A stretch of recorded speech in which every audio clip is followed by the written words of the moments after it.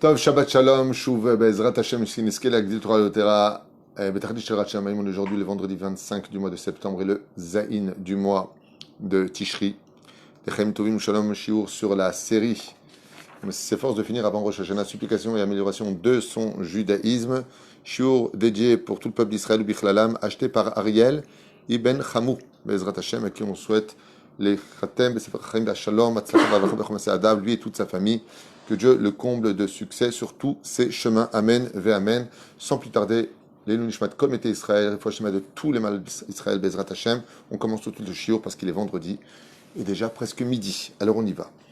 Nous sommes donc dans la série des choses à améliorer, des choses à rectifier dans notre vie pour devenir meilleurs juifs. Car c'est vrai qu'on est juif de mère parce qu'elle est juive, mais il faut être un bon juif. Alors on sait que dans chaque juif, il y a du bon, mais malheureusement, les clipotes et les avérotes nous emmènent des fois vers le bas, ce qui falsifie un petit peu notre identité à un tel point que des fois on se dit, mais il ne se comporte pas comme un juif. Donc c'est un peu le but de cette série qui est à écouter toute l'année durant. Yalla, nous nous sommes adonnés à l'adultère. Alors vous savez que l'adultère est une faute extrêmement grave. C'est-à-dire, elle fait partie des choses à Hashem Yishmor, à fuir comme la peste, à un tel point que les barrières proposées par nos chachamim ont été extrêmes. Du style, ne parle pas trop avec une femme, ne regarde pas une femme. Ça va? Non, ça va pas. Prends pas ça à la légère. Parce qu'il y a un animal qui est en toi, qui s'appelle le Nefesh Abémi, et qui, tôt ou tard, aujourd'hui non, mais c'est comme un escalier. Tu fabriques quelque chose, ou plutôt un escalier qui descend, qui va te faire descendre aux enfers. C'est ce que dit la Mishnah dans Maseret Avot. Sauf chez les femmes, ça peut aussi arriver malheureusement. La cause principale pour laquelle les femmes peuvent tomber dans l'adultère, Dieu préserve, c'est un manque d'amour, de considération.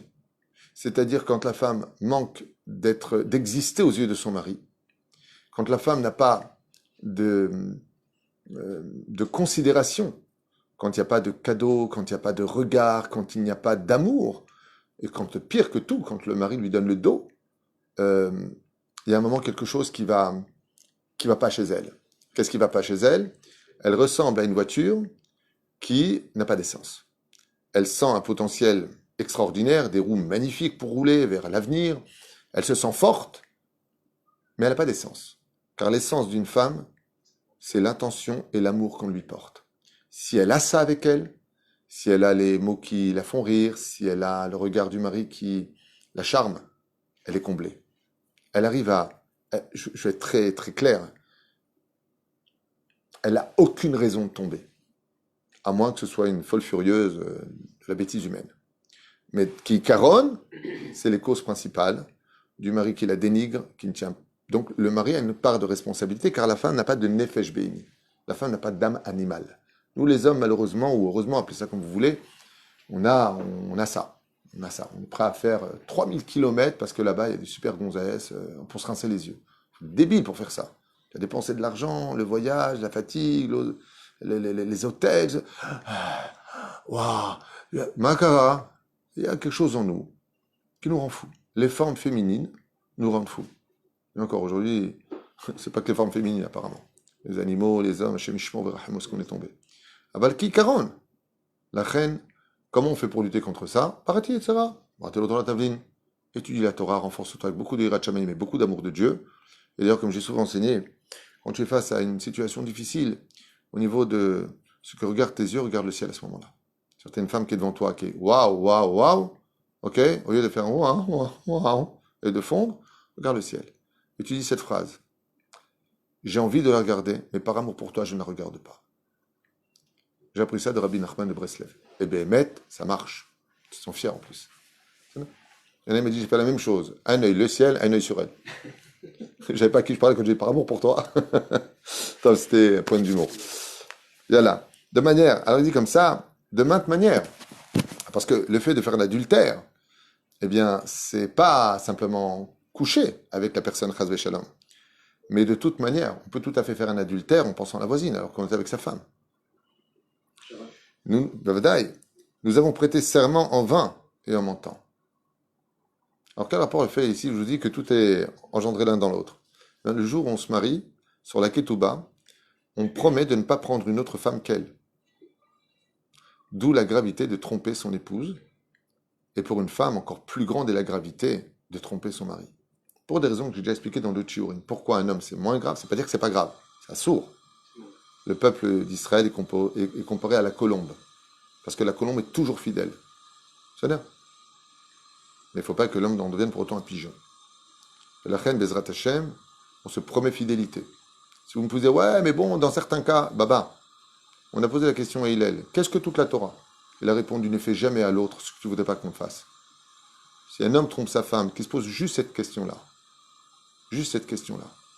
si tu avais été, toi, l'épouse, tu aimerais que ton mari aille voir ailleurs? Juste cette question-là. À part ça, ça ne te fait pas du mal de faire du mal à l'autre? Ça ne te fait pas du mal de trahir l'autre? T'as pas mal? Ça ne te fait rien? T'as pas de compassion? Quand tu te regardes dans le miroir, ça va? Le pire, c'est qu'il fait ça et à table de Shabbat, il fait la morale aux autres. J'adore. Il faut pas faire comme ça. C'est pas bon de faire ça. Va t'essuyer le nez, va. Tov. Nous avons prêté serment et on a juré en vain. Et on ment. Eh oui, parce qu'effectivement, tu as prêté serment d'être fidèle, mais tu es tombé. Et ensuite, tu mens. Oui. Nous avons prêté serment, il dit ici, sans le réaliser. Ça rejoint ce qu'on a dit dans le jour précédent. Le numéro 11. Baruch Omer ve'oseh, Baruch Gozer Kayem, Baruch Oseh Bereshit, Baruch Merachem al Haaretz. Nous sommes tombés dans le piège du comportement idolâtre sans intelligence. Comme quoi, par exemple, celui qui est constamment sur son portable, non-stop à regarder des films, qui est dépendant de toute chose dans ce monde. Il manque d'intelligence. Et l'idolâtrie n'est pas de se prosterner simplement devant une statue, mais d'être dépendant d'une cigarette. Ça peut devenir de l'idolâtrie, et ce n'est pas intelligent. Nous avons pris des engagements que nous n'avons pas respectés. C'est la suite automatiquement. Tu as trompé. Vous voyez comment ça se passe dans les tachanounim, dans les supplications? Et donc tu t'es engagé, mais tu n'as pas respecté. Nous avons joui de ce monde-ci et de ses plaisirs sans y mêler à Kadosh Baruch Hu. Ça veut dire quoi? Bien sûr que tu dois profiter de ce monde. Kiffe, profite. Mais attention, que chacun de tes profits soit al-pi halacha et que chacune de ces valeurs soit empreinte de bénédiction. Tu vas acheter quelque chose, Baruch Hashem, Shehayanu v'kiyemanu v'higyanu lazemanazeh. Tu manges quelque chose, Baruch ata Hashem, Elokenu melech haolam, she'akol yabid varo. Fais les brachot. Mais tu as profité de ce monde et de ses plaisirs en ignorant celui qui te les a offerts, Hashem Yishmor v'rachem. Nous avons soutenu des criminels. Tu savais qu'ils faisaient des avérotes. Et toi, qu'est-ce que tu fais? Tu les soutiens. Oui, comme des gens de la politique qui veulent absolument retirer clairement la Torah du pays d'Israël. Alors je m'adresse à eux, c'est un pays de juifs ici. Et être juif, ça sort du mot Tanakh, de la Bible. Mata Yehudi techabed et ta Torah shasta mimcha Yehudi. Respecte cette Torah qui a fait de toi un juif. Et si tu veux vivre comme un goy, tu as toute la terre, tous les pays du monde entier qui sont faits pour cela. La terre d'Israël est une terre sainte qui appartient à Dieu. Bien entendu, il faut faire tchouva. On ne juge personne. Et je remercie tous ces gens profanes qui nous ont construit ce pays, qui nous ont apporté tous ces bien-être dans ce pays. Mais ce n'est pas pour y vivre comme un profane. C'est pour un jour se réveiller et revenir à la gloire de Dieu dans ce monde. Chez Neymar, ou chez Enu Adonai Eloheinu, le Kabetzenu Minagoim, Leodot, Shemcha. Le but de revenir en Israël, c'est de louer Akadosh Baruch Hu pour y vivre la Torah et les mitzvot. S'élever spirituellement. C'est le but d'Eret Israël. Et aussi de construire un pays pour Dieu. Nous avons utilisé la couronne de la Torah. Et oui, au nom de la Torah, on a vu malheureusement ces dernières années quelques représentants de la Torah ne pas se battre ni pour l'honneur de la Torah, encore moins pour le nom de Dieu, mais pour eux-mêmes, déguisés en rabbins, prononçant des belles paroles, mais en réalité, pour profiter du regard des femmes, de l'argent des couples et autres. Chas veshalom. Les Enirchav Kavon Chamour, il n'y a pas plus rachat que ça au monde. Nous nous sommes vengés et avons tenu rancune dans notre cœur. Non seulement on n'a pas su pardonner, mais on a fait 2 Issourim. Je rappelle que la rancœur et la vengeance ne parlent, comme on l'avait vu avec mon fils Rabbi Yehuda Yakar, que des divrei mamonotes, c'est-à-dire tout ce qui touche à l'argent. Tout ce qui touche à l'argent. Par exemple, tu m'as prêté ça, tu ne m'as pas voulu me le prêter, alors je ne te prêterai pas. Ça, c'est assourd. Et on a tenu rancœur dans notre cœur, assourd. Il faut être transparent, comme on a fait un cours hier à ce propos-là. Car même si tu es un homme, n'oublie pas de rester transparent comme les anges. Nous nous sommes vengés et avons tenu rancune donc dans notre cœur. Nous avons éprouvé, nous avons éprouvé la paresse pour l'étude et la prière. Oui. Alors ça, c'est une chose qui nous concerne beaucoup. C'est le fait de raccourcir nos prières, de ne pas se lever à la prière, de ne pas aller étudier la Torah. C'est essentiellement relié à une mida qu'on ignore tous, ça s'appelle la paresse. Parce que quand on sait que c'est important, et je vous donne juste un exemple. Prenez une personne qui n'étudie pas la Torah. Tu veux étudier la Torah? Ouais, bon, tout à l'heure. Je te donne 10 000 euros si tu viens maintenant. Je vous pose la question. Est-ce que quand Rabbi il est fatigué? Est-ce qu'il n'a pas le temps ou il vient? Une question. Il y vole. Pourquoi il va y aller en courant? Parce qu'il a une réflexion qui le ramène à la réalité de ce que peut lui apporter ce moment donné à l'étude de la Torah. Aucune somme au monde ne peut égaliser le salaire d'un homme qui va étudier une heure d'étude de Torah. Donc, il faut juste le réaliser, c'est tout. Nous nous sommes comportés avec autorité et pouvoir. Parce qu'on a des appuis de pouvoir. C'est moi l'homme, tu me dois du respect, tu te tais, tu fais pas, c'est moi le patron, c'est moi qui t'ai donné, c'est moi qui te nourris. Shemishmor. Évite toujours ce genre de mots. Grâce à Dieu, j'ai pu t'aider, grâce à Dieu, j'ai pu faire quelque chose pour toi, si tu as quelque chose à dire. Sois fait avec humilité. Et nous nous sommes pas inclinés devant qui était plus grand que nous. Nous avons le devoir de faire profil bas face à quelqu'un de plus important que nous.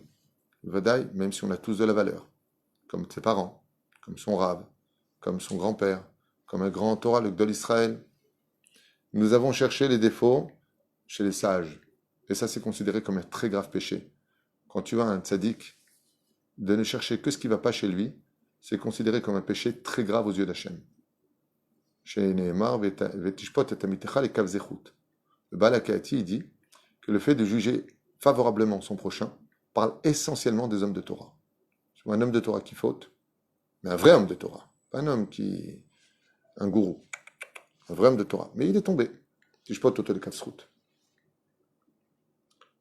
Et ils ont rejeté, et ils ont été rejetés par le nombre.